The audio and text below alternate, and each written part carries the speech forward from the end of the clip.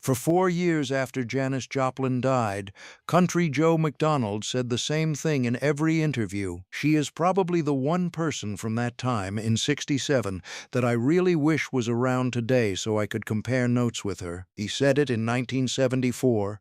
He said it in 1987. He said it in 2007, standing outside the apartment building on Lyon Hey, Street in looking for San beads? Francisco, Got where some. they had lived Wanna trade together for for 3 months flowers? in the Deal. summer of Keep the love love. going. He said it They for just confirmed 55 Monterey for years. June. Country Joe Yes, Jimi Hendrix McDonald is on the died bill. on March Get 7, the contracts ready now. 2026.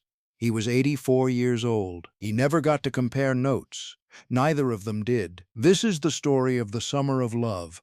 A small apartment on Lyon Street, a dog named George, and two musicians who were briefly something to each other that they both carried for the rest of their lives. Early 1967. San Francisco. Haight-Ashbury. Country Joe McDonald had been in the Bay Area since 1965.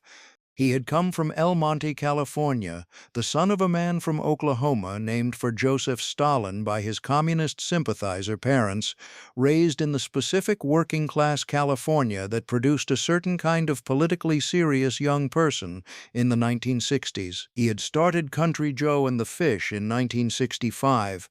The band had already recorded I Feel Like I'm Fixin' to Die Rag, the anti-Vietnam protest song that would make him famous, and was performing constantly at the Fillmore and the Avalon Ballroom and everywhere that San Francisco music happened. In early 1967, he met Janis Joplin. She had just joined Big Brother and the holding company. She was 24 years old. She was not yet famous. She was a girl from Port Arthur, Texas, who had found her way to San Francisco and was beginning to understand what her voice could do. They got together after a gig at the Golden Sheaf Bakery. They moved into an apartment together on Lyon Street in the heart of Haight-Ashbury. They lived there for about 3 months, and for 3 months in the spring of the summer of love, two of the most important voices in the San Francisco scene led an entirely ordinary life. The ordinary life. Janis had a small dog named George.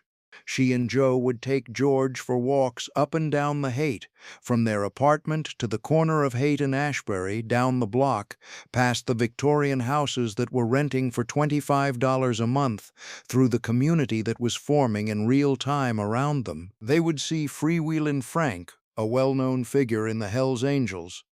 They would see Myra, an old girlfriend of Janis's. They would stop somewhere for a beer. They would walk up to Golden Gate Park to Hippie Hill, where people gathered and music happened and the specific outdoor community of Haight-Ashbury expressed itself in the afternoon. They did not make music together. Joe said later that neither of them was a jammer.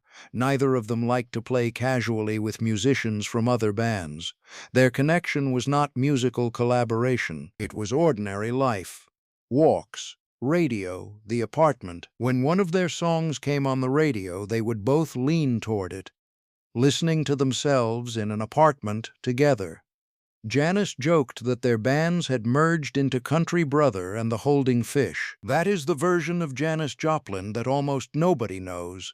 The radio version, the dog-walking version, the woman who made a joke about Country Brother and the Holding Fish. Peggy Caserta was one of Janis's closest friends during this period. She ran a clothing boutique in the Haight and had met Janis the previous year. She knew what Janis felt for Joe McDonald better than almost anyone. She fell for Country Joe McDonald, Caserta said decades later, and one night when she thought he stood her up, she came to me crying her eyes out. He honestly didn't realize he had a date with her that night. That was the thing about the miscommunication. It was genuine. He had not deliberately stood her up. He simply hadn't realized there was an expectation. She was vulnerable, Caserta said. The woman who stopped the world at Monterey, who would stop it again and again, who would be the most famous female rock singer in America within a year, came to her friend's door and cried her eyes out over a man who forgot they had plans. That is the gap between the stage version and the real version, the gap that Janis could never fully close no matter how many arenas she filled. Janis asked Joe to write a song for her.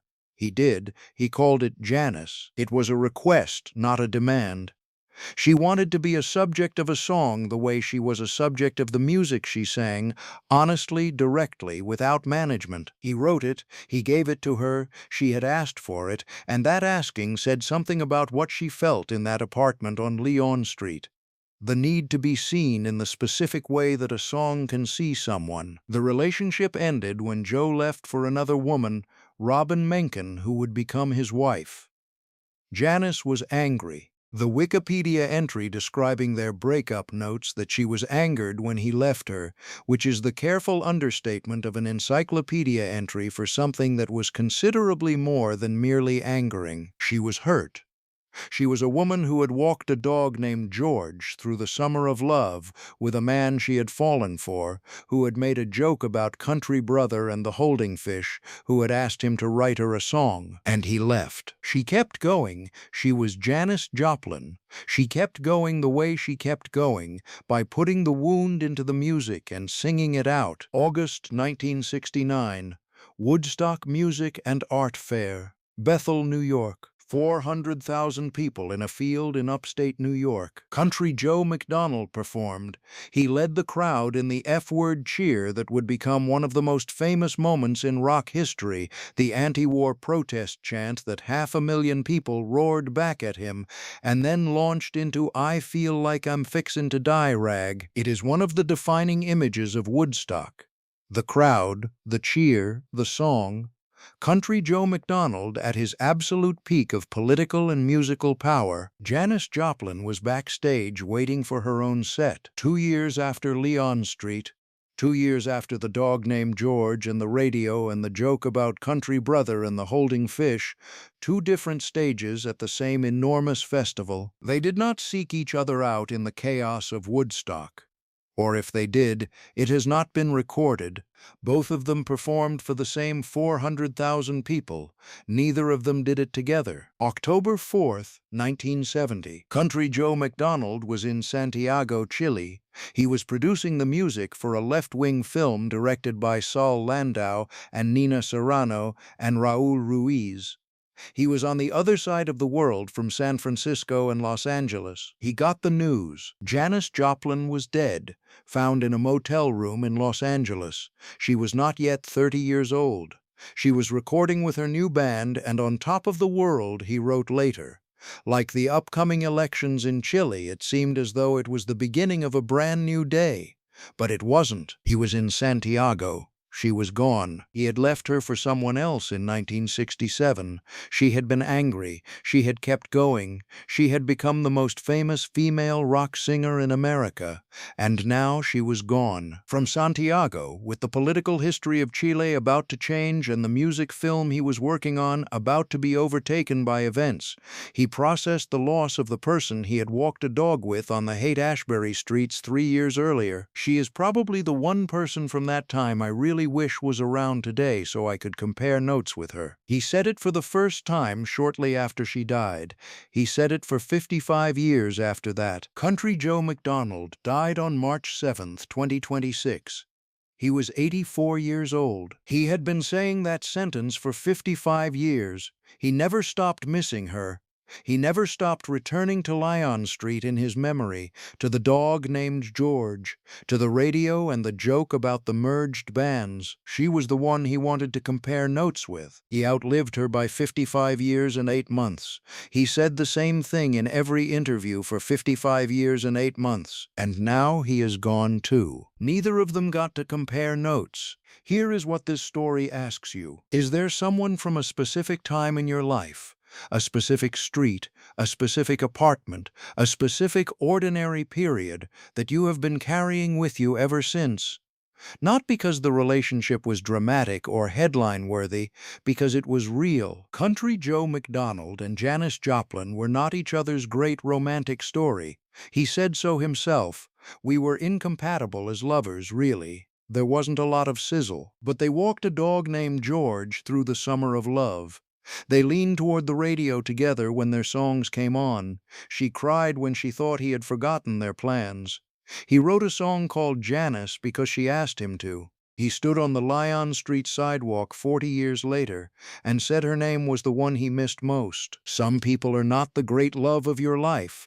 They are the person you walked the dog with, the person who was there for the ordinary version of you, the person you would want to compare notes with if only you could. Janis Joplin died in 1970. Country Joe McDonald died in 2026. For 55 years, he was the one who remembered the dog named George. Now both of them are gone. But the summer of love happened. Leon Street happened. Country Brother and the Holding Fish happened as a joke in a small apartment in the Haight between two people who liked each other. That happened. Subscribe. The next story goes somewhere nobody has taken you before.